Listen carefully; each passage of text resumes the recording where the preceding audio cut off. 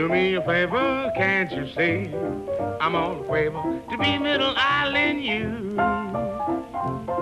Oh, do me a favor, share my lot. Do me a favor, tie the knot. Darling, the waiver and we'll come smiling through. Say the word, dear, we do as other folks do, raise 2 or 3. It's absurd, dear, that I should have to coax you. Don't be afraid to take a chance with me. Oh, you won't regret it when we're one. Oh, baby, we'll have fun. I won't forget it, so do me a favor, dear. Yes, yes, yes. Listen, honey, have you got $1.90? Well, I got the dime. Go on out here and find the deposit. Yes, my. The first time he ever got a $100 bill, Al Capone gave it to him. Now, it's a funny thing how that happened. My father was playing in Chicago. See, Al Capone lived in a suburb of Chicago called Joliet, Illinois. And he was playing in the show one night at the Sherman Hotel, Hotel Sherman in Chicago. And one night they pulled up in a car, and the guys come in and told him, said, "Come on, Fats, we want to take you somewhere." He said, "What?" And they pulled a gun on him and told him, "Come on." So my father was trying to think, well, what the hell, whose wife am I going out with now that somebody's going to do this to me, right? He didn't know what the hell the problem was, right? So they took him on, blindfolded him, and took him to some place, took the blindfold off, sat him down, and Al Capone said, "Come on, play for us, Fats." And whenever they asked him to play a tune, they stuck $100 in his pocket. And my father's, when he left out of there, they kept him a day and a half. When he left out of there, all his pockets were full of $100 bills.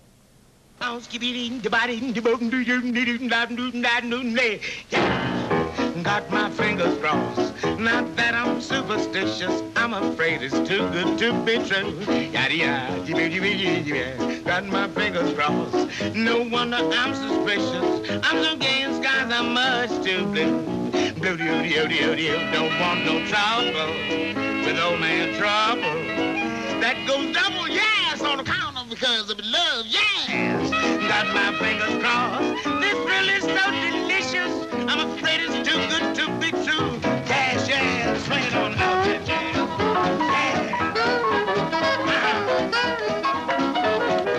What I say, yeah.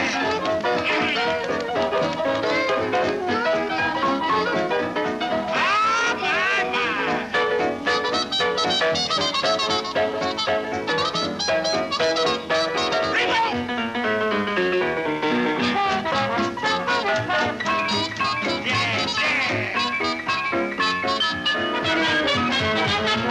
Well, all right.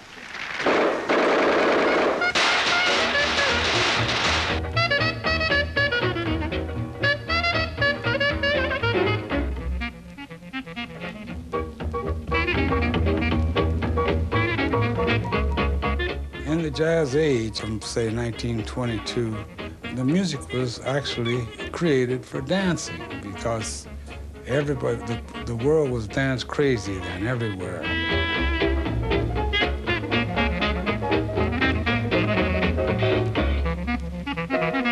The gangsters ran all the night business. I mean, like they were bootlegging, and they used the nightclubs to, to sell their wares, and they opened up nightclubs all over the country and had bands and chorus girls and things in order to sell the whiskey.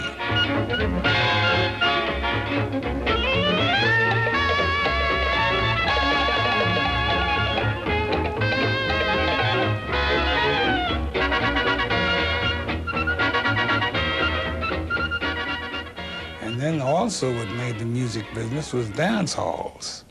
They had dance halls. Every little town you could go to had a pavilion, a dance pavilion, and they'd have a house band of local musicians working there.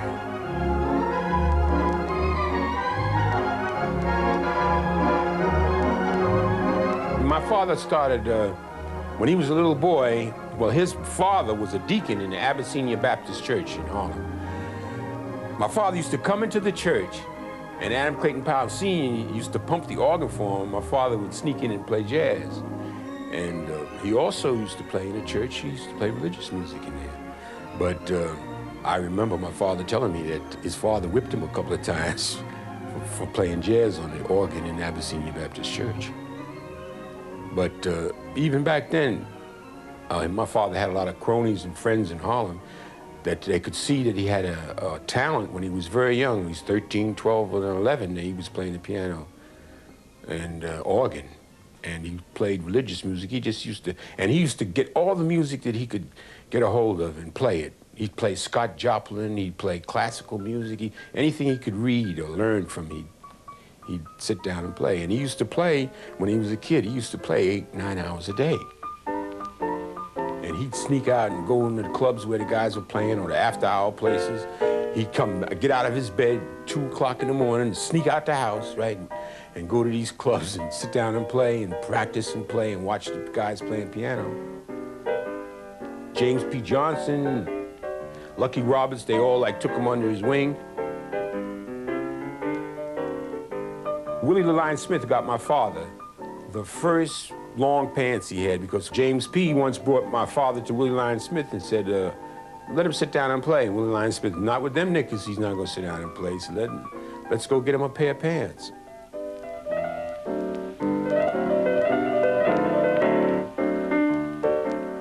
Right after that, when Willie the Lion heard my father play, he fell in love with him right away. And that started his career, right in New York. Did you hear what the lady said? Not exactly. What did she say? She said, I got a snap in my finger.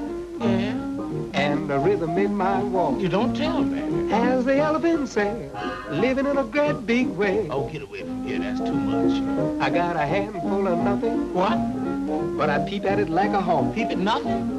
I'm doing okay, living in a great big way. Tell me more, tell me more. Listen here, sir. I'm the salt in the ocean. I'm the sun in the sky. I'm a Franklin D. Roosevelt. Dr. Presby. I'm $1 million, long as I got snap in my finger. Oh, stop. And a rhythm in my walk. Get away from here. I got the devil to pay. I'm living in a great big way. Well, let me tell you something. What is it? Gotta snap my finger. Yeah, yeah. Rhythm in my mouth. Dog, Doing okay. Living in a great big way. Got a handful of nothing. Go ahead there. Watching like a hawk. No, you didn't. As the elephants say, I'm living in a gigantic, colossal way. Tell me some more. I'm salt in the ocean. I'm that sun up in the sky. I'm a Franklin D. Roosevelt. I've $1 million as long as I retain that snap in the fingers and the rhythm in the walk. Oh, dear. Doing okay. I'm living in a great big way. In the 20s and 30s, they had what we call house rent parties. And usually to throw the police off, they would call them joints. And Fats Waller and Andrew Zoff got together and did a thing called This Joint is Jumpin', and here it is.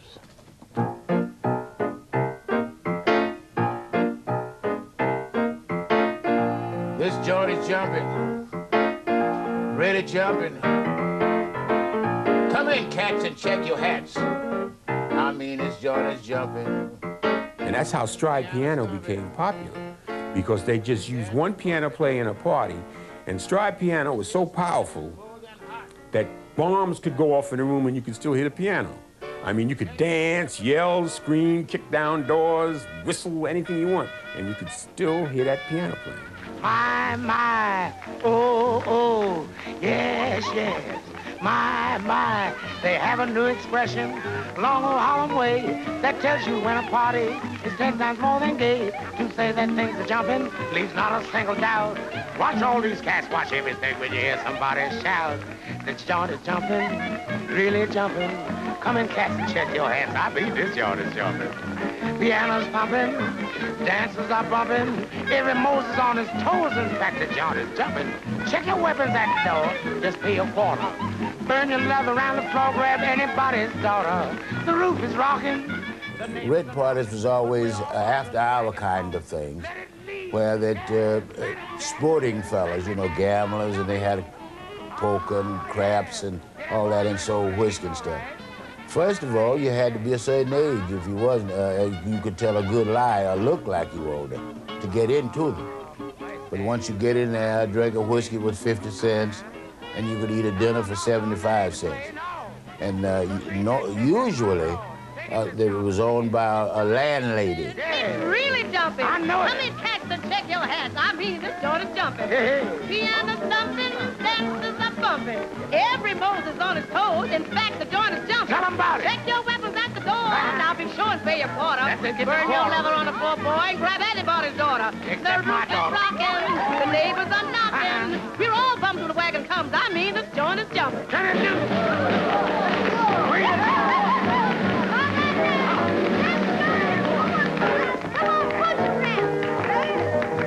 Give me the pony!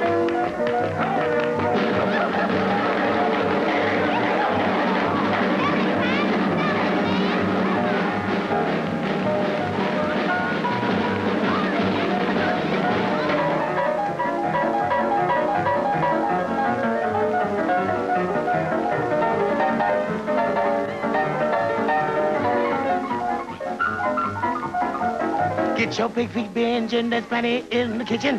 What is that? You just walked in, just look at the way it's switching. Oh, mercy. Don't mind now, cause I'm in power. I got bail if we go to jail. I mean, this joint is jumping, yeah. Oh, don't ever give your right name. No, don't ever do that. I mean, this joint is jumping, yeah. It was the swinging of the left hand that designated as being stride piano.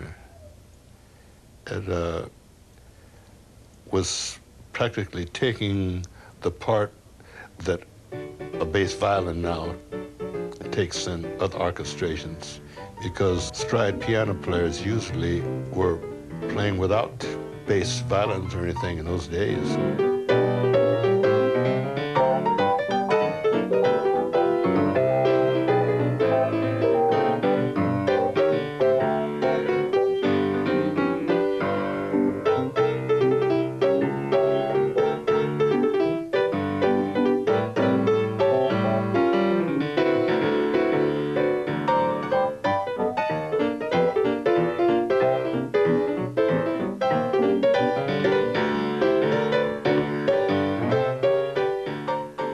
A lot of other guys, when they play the bass, when they stride, they play the bass, they play a single note in the bass, you know, and then accompanied with a chord on top.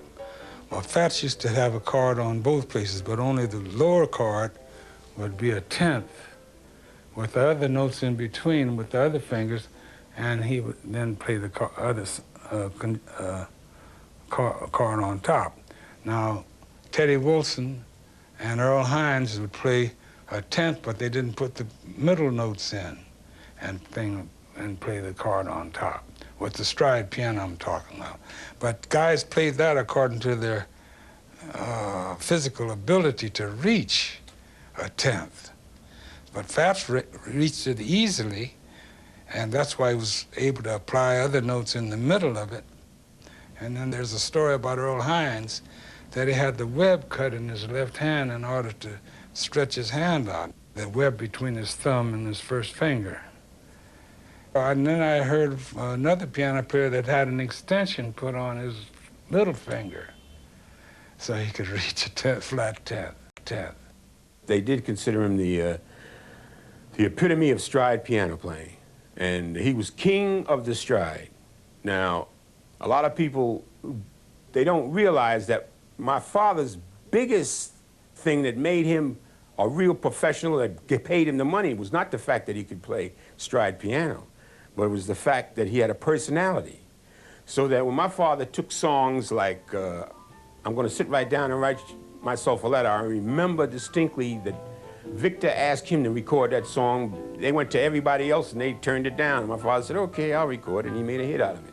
But it's the way that he sang the song that made the thing a hit. I'm gonna sit right down and write myself a letter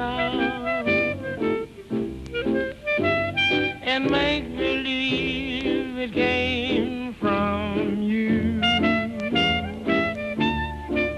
I'm gonna write words oh so sweet, they're gonna knock me off my feet, a lot of kisses on the bottom. I'll be glad I got 'em. I'm gonna smile and say, I hope you're feeling better. And close with love the way you do. I'm gonna sit right down and write myself a letter and make believe it came from you. The best writer my father ever had, lyricist that ever wrote with him, was Andy Razaf. Razaf was a short form of his name. His name was Razafikio. His grandmother or grandfather was a royalty in Madagascar. And he was a very learned man, and he had a good grasp of the English language, and he could really put lyrics together because he was good at poetry.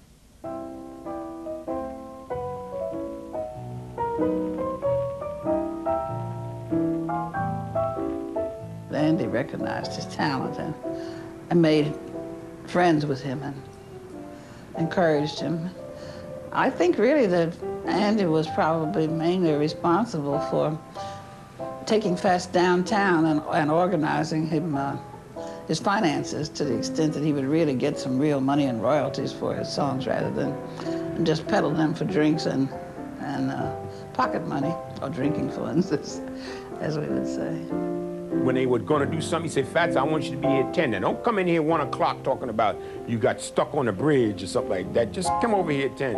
And he wouldn't let my father get away with coming in at 12 or 1 when he was supposed to be there at 10. Consequently, they got a lot of work done. Fats was such a great composer that he felt he could put the phone book to music. And he was also a very talented lyricist, as U.B. Blake often said. So they were really a wonderful team. The only problem, Andy was really very serious about his ambition to get things done and written and all. And Fats was so happy-go-lucky, he didn't really want to be tied down too long. Guess you know he wrote Honeysuckle Rose, and I think the verse to Honeysuckle Rose is one of the premier verses ever written about a song. I mean, the way that Andy hooked these lyrics up to Honeysuckle Rose was fantastic.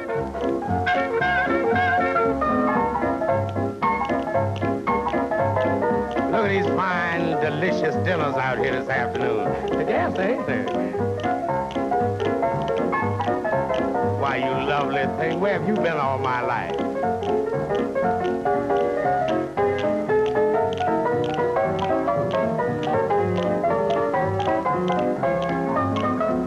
Do you think I can take the keys for one of you girls there? Huh? What you say? Well, all right then, baby. I'm with you 100%. Come here, I want to tell you something. Every honeybee feels jealousy when they see you out with me. Don't blame them, goodness knows. Honeysuckle Rose. When you pass my flowers through Zion, I know the reason why. You're much sweeter, goodness knows. Honeysuckle Rose. I don't buy sugar. You just have to touch my cup. You're my sugar. So sweet when you stir it up when I'm taking those sips from your lips. Does the honey drip? Mercy. Confession? Goodness knows. You my honeysuckle rose, yeah.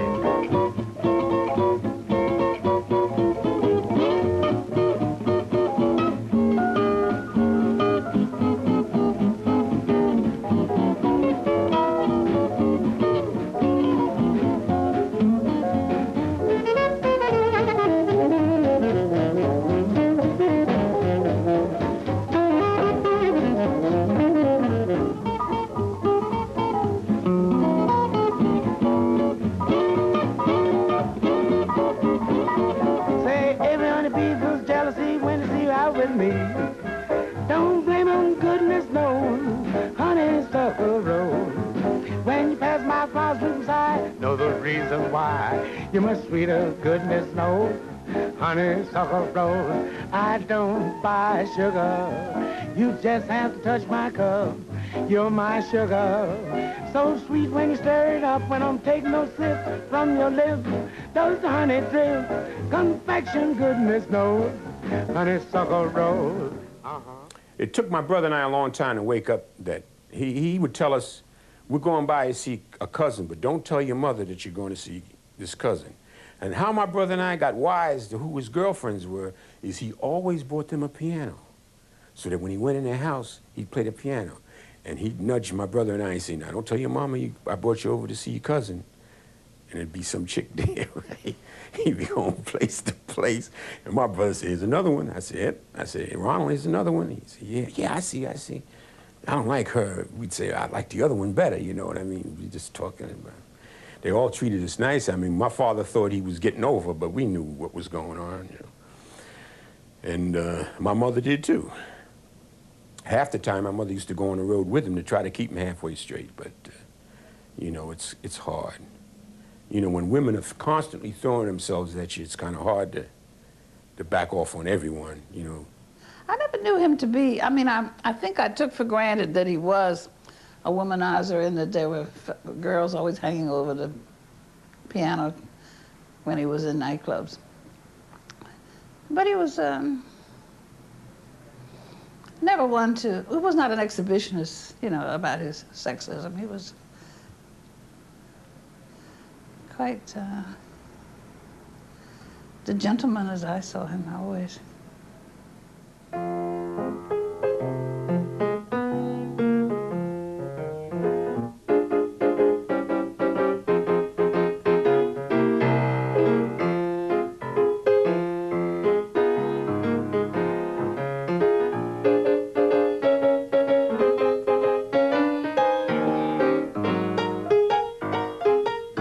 Harlem was a cultural center for Black America after World War I, and indeed it was becoming that before World War I. But after World War I, there was an enormous migration of blacks into Harlem.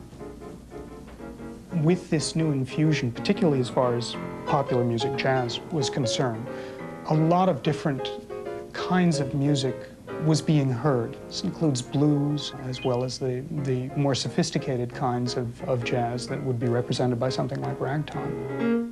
It don't mean a thing, you ain't got that swing.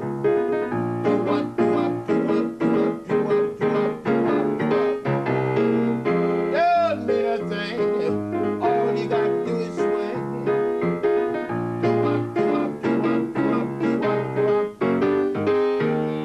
Makes no difference if it's sweet or hard. Give that rhythm everything you got, pretty mama. Don't mean a thing, you ain't got that swing. We always lived in Harlem until we moved out to Long Island. I mean, we kept an apartment in Harlem somewhere. We either lived on, I was born on 133rd Street, Lenox Avenue. That's right, smack dab in the middle of Harlem. I was in Baltimore with McKinney's Cotton Pickers when Cab came through there with his band. He had 3 saxophones, and he added me on as a 4th saxophone and brought me to New York. And they used to take me up to the Cotton Club. Let's see, I think Duke was playing there. And the show was so fabulous with the girls and all, it just upset me, you know, to see all of this, because where I came from, out west, we have never seen anything like that. If they had a nightclub, maybe they had 2 or 3 girls or 4 girls, but the Cotton Club had about 24 girls. They had 12 dancing girls, and then they had 12 what you call posing girls that walked around, you know, big girls. And they were all very beautiful girls.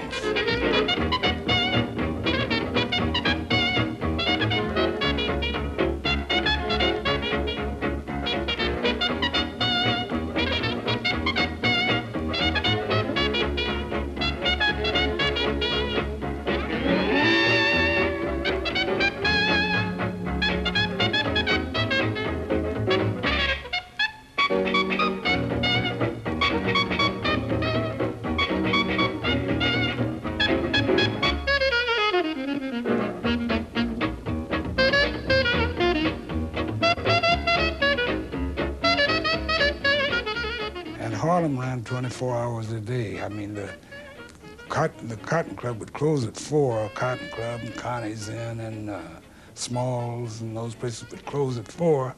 Then everybody would go to the bars and hang out. They give you a gold key. That was like a privilege to have one. And you show the gold key to the man at the door, and he say, "Oh, come right in." You go in after our place, 4 o'clock in the morning. You stay in there till 1 o'clock in the afternoon. I mean, we just go around the clock, 24 hours a day. So there was always something going on. And the only time, a lot of people didn't want to go to bed because they're afraid they're going to miss something. You know what I mean? Way up in Harlem at a table for two. There was 4 of us, me, your big feet, and you. From your ankles up, you sure are neat. Yes. But from that down's exactly too much feet. Yes, your feet's too big. Can't stand you 'cause your feet's too big. Say I can't tolerate you 'cause your feet's too big. John and choir. Quiet, sweet water. How's that for a vocal? Ain't it a killer? Where'd you get 'em? Your gal, she loves you. She thinks you're nice.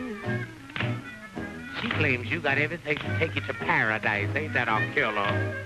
She likes your loving. She likes your rig. Ah. But man, oh man, them things is too big. Yes, your feet's too big. Can't stand you 'cause your feet's too big. Say I can't tolerate you, nay, nay, 'cause your feet's too big. Cedric, on your feet and earn your salary, son, blow.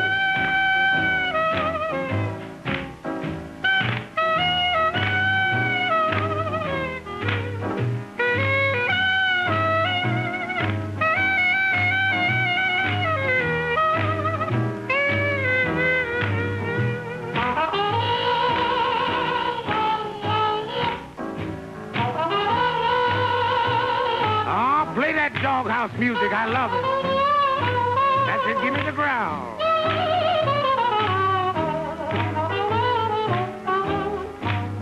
Say your pedal extremities are colossal, but to me you ain't nothing but an old fossil. Yes, you got me walking, talking, and squawking, 'cause your feet's too big. Yes, your feet's too big. Can't stand you 'cause your feet's too big. Say I can't tolerate you, I really hate you, 'cause your feet's too big. In fact, your pedal extremities are a bit obnoxious. I'm afraid it's too good to be true. Look at there, look at there, look at there. I've got my fingers crossed. No wonder I'm suspicious. I'm so gay and skies are much too blue. What I say, what I say, what I say. Yes. No.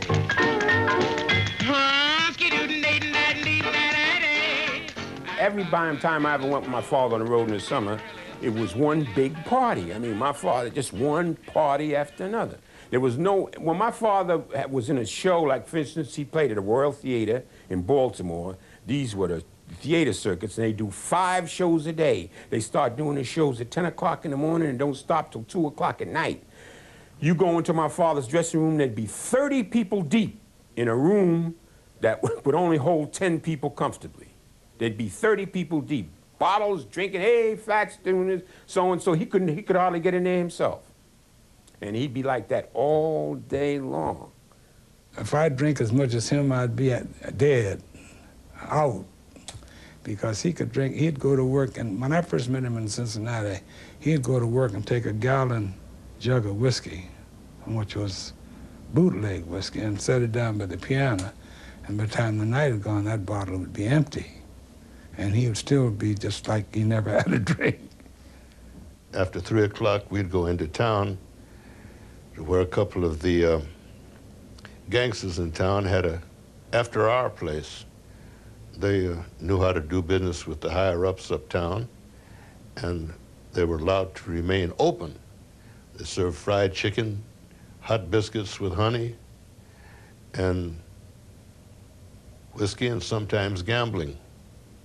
And they had an open bar where you could get any kind of drink that you wanted after hours. So Fats would go down there, and we'd come in from work, and he'd go down there to, he ate quite a bit. He was a heavy eater, and we'd go in there, and the owners would be so glad to see Fats. Everything was on the house. They'd start bringing out them hot biscuits with the honey, and delicious fried chicken they had there. And they would always have a full bottle of liquid spirits at his disposal. And if he felt like playing, which he usually did after he had a couple of shots, he'd go up and entertain, and the gangsters were getting free entertainment, and he was having a whole lot of fun.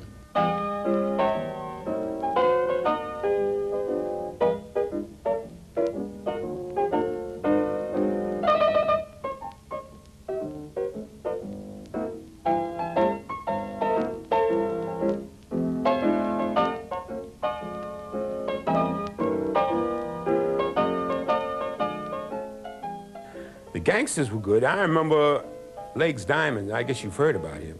He used to come by my house, give my brother and I $10 apiece. Just come in, here's $10 apiece for you. Joe Louis used to come by the house. He used to give my brother and I $10 apiece. Here's $10. Go ahead and buy yourself some candy.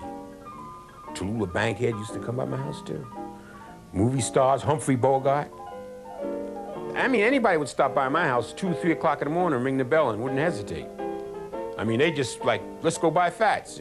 3 o'clock in the morning and ring the doorbell. My old man said, come on in. They'd sit down and have a jam session. But all his life was like that. Our whole family life was like that. And when we moved out in St. Albans, my father had a Hammond organ, put it in the house. We used to have the neighbors coming over there at 1 and 2 o'clock in the morning. They just come in and they hear my father playing the organ and sit down. And he'd keep on playing. He loved to play.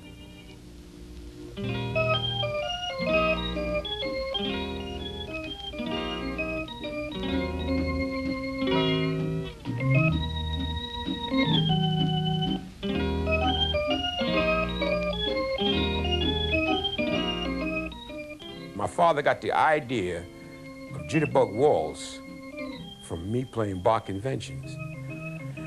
That's one song that I can say that I had a direct bearing on my father writing. And that was originally the first jazz waltz ever written, Jitterbug Waltz.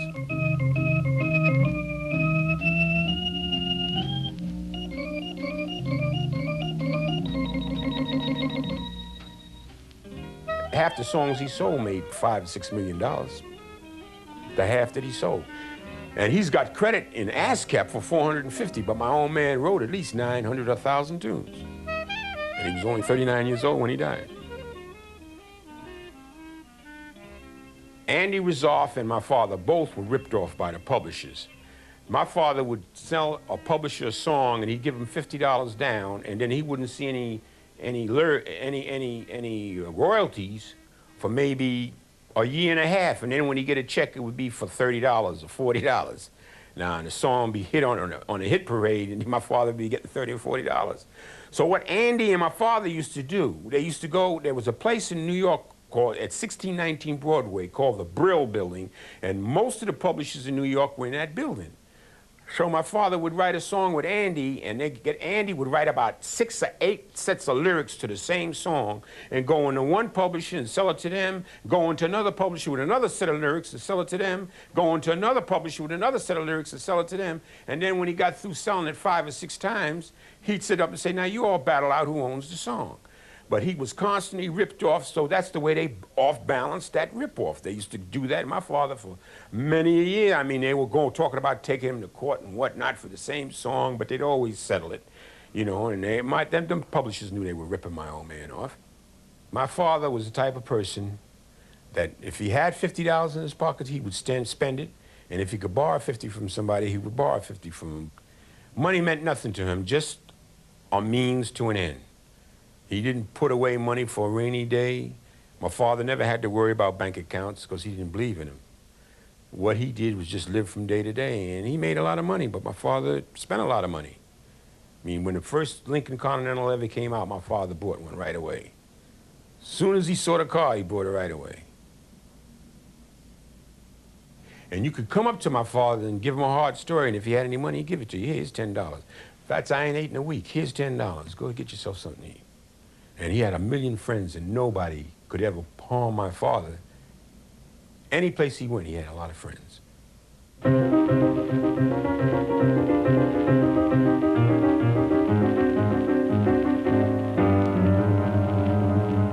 My father believed in the 3 Bs, Bach, Beethoven, and Brahms. The first time that my father ever really got serious and walked out on the stage at Carnegie Hall, I mean, and he played, I mean, he was the epitome of a pianist playing jazz. And the thing was a flop because my father didn't sing, didn't joke. That hurt him in the worst way because he was trying to be a serious musician. And when even doing a concert, somebody say, sing a song, Fats, you know what I mean? And he's trying to be serious. You know, he's got a real program all played out, and, you know, and it's all musical. And somebody yells in the audience, let me hear you sing, Fats. How about a little Ain't Misbehaving, right? There you go. Now, when I used to go to the Apollo Theater, my father used to wrap the curtain around him while he was singing. And he was a big man, 300 pounds, and he'd start doing a hula, and people would fall out. You know what I mean? He was just that type of person. Well, we've all heard about musicians who can make a piano talk. Our guest this evening not only makes the piano talk, but he talks right back to the piano. And so, seated at the crockery box, ready to give out with Ain't Misbehaving and Handful of Keys, is the eminent composer virtuoso, that harmful little armful, Mr. Fats Waller. Yeah!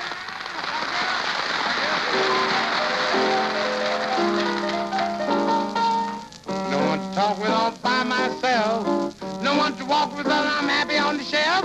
Ain't misbehaving, saving my love for you and you. All the nightclubs and dance halls had a broadcast, from a live broadcast in Chicago. Every hotel in Chicago had a band, and you could sit up all night listening to one band right after the other on the radio. My father got a 15-minute show in Cincinnati. In fact, we moved to Cincinnati, and I lived in Cincinnati 9 months when my father had the show WWRL coming from Cincinnati. It was a 15-minute show, and the station in Cincinnati when my father had it was the most popular station in Ohio. And for that 15 minutes, people would turn in at night to listen to my father. Ah, beat me, Daddy. Beat me, yes, I just ate the ball. Come on, you termite. Yeah. It was a very popular show. In fact, they tried to get him to sign a contract for a half-an-hour show. But by that time, my father had bids to go on Hobby Lobby and the Charlie McCarthy show and the big shows here that were considered big shows. Mr. Waller, you're a big fella, aren't you? Wait a minute, wait, hold everything. Kind of round. I'm not fat now. Oh. Wait a minute. I just come in the large economy size. Oh. That's all. Yeah. Would you mind turning around a minute? Turning around? What for? I just want to see how the other half lives. It pulled him out of another category, and he went from like that jazz to that stride piano into what you would call a headliner. And he stopped doing little things, and he started doing big things. Then he went into pictures. He did a picture with Lena Horne and Bill Robinson called Stormy Weather, which was a showcase for all black people at the time.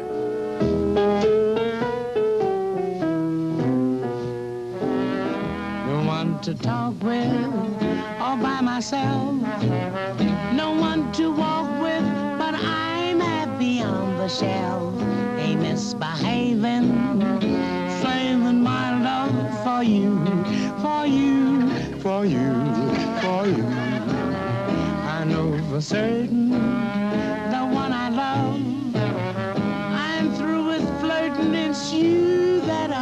thinking of a misbehaving, saving my love for you.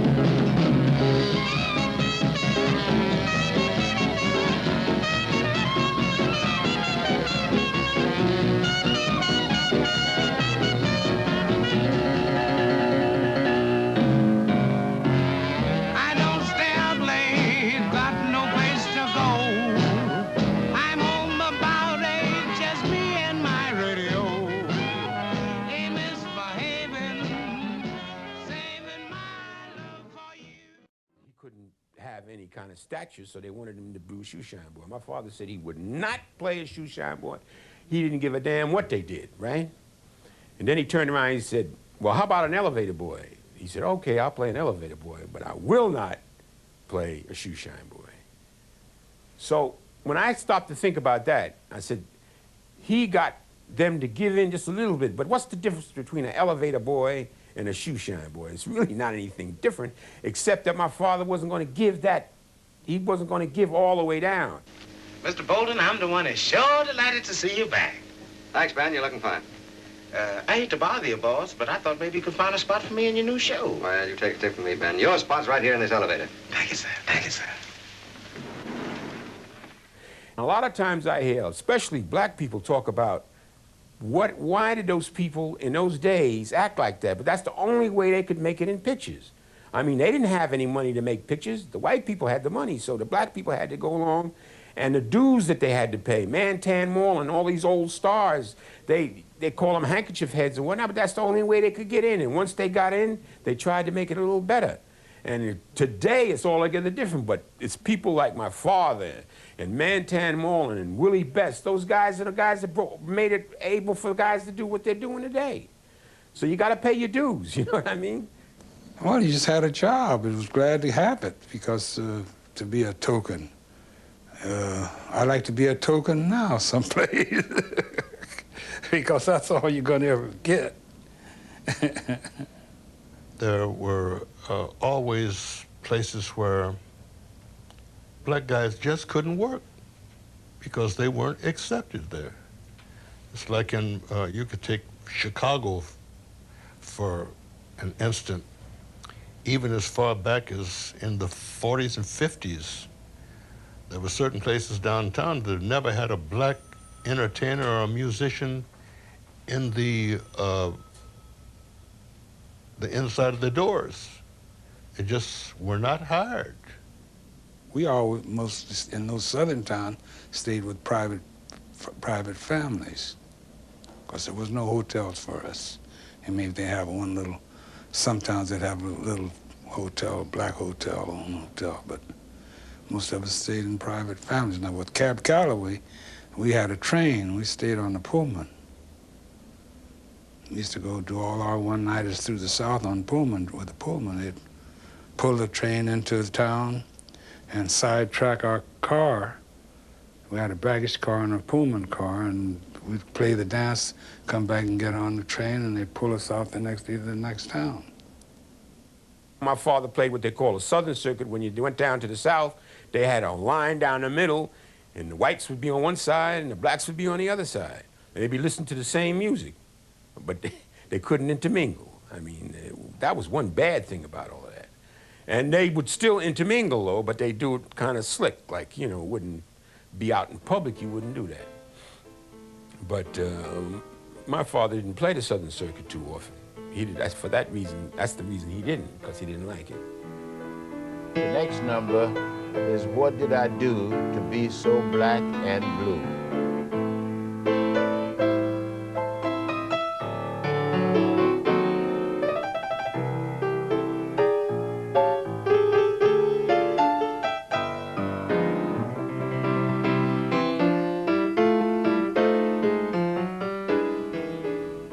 Black and Blue is an interesting song because it's unique in Waller's output in that its title is an obvious reference to the conditions that he and members of the black race found themselves living under. What did I do to be so black and blue? It's an enormously poignant refrain. He was not a Langston Hughes. He was not a Paul Robeson. We have, to my mind, no indications that he had a deep, profound commitment to exposing injustice. I think rather he preferred to satirize in a very delicate way, perhaps not always perceptible to white people, some of the foibles of their civilization, and preferred to laugh off the indignities that he had to suffer as a way of dealing with them rather than fighting them in an open kind of way. That may have been a matter of personality.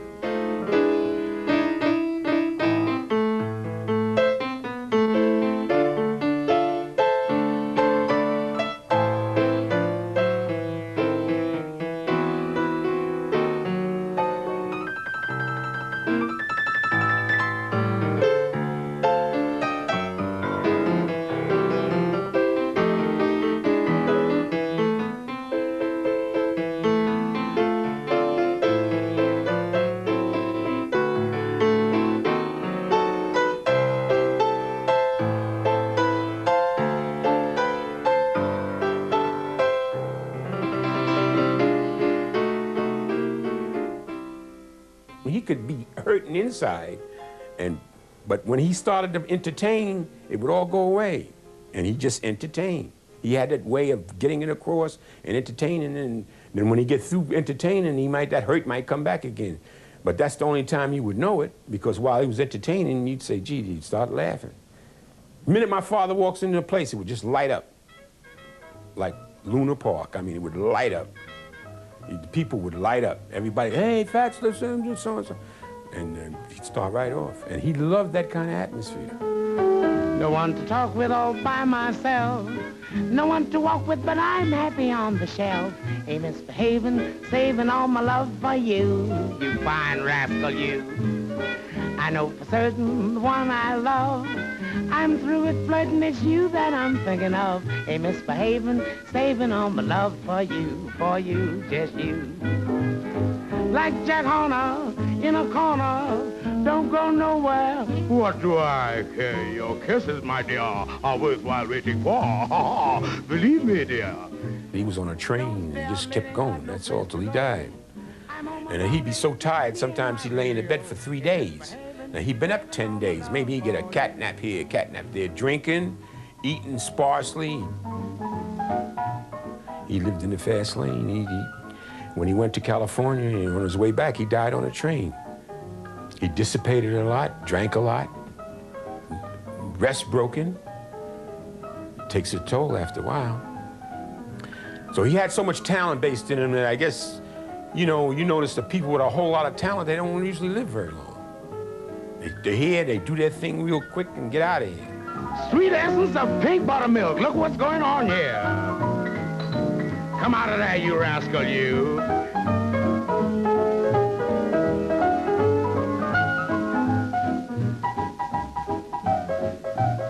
That's easy, isn't it, Johnson? Take me, darling, take me to heaven. No one to talk with all by myself. No one to walk with, but I'm happy on the shelf. Ain't misbehaving, saving all my love for you. You better save your confection for me. I know for certain the one I love. You do? I'm through with flirting, it's you that I'm thinking of. Hey. Ain't misbehaving, I'm saving my love for you. Oh, pat me on my back and call me shorty. Like Jackie Horner in the corner, don't go nowhere. Really? The only thing that he had time for was partying and music. And basically, it all came from the music, because my father would only stop partying for the music, which meant that the music came first. All my love for you. Come here so I can tell you something, baby. Like Jack Horner in a corner, don't go nowhere. I don't care. Your kiss is always waiting for. Believe me. But I don't stay out late. You don't? I don't care. That's so. fine. I'm home about 8, me and my radio. Well, all right.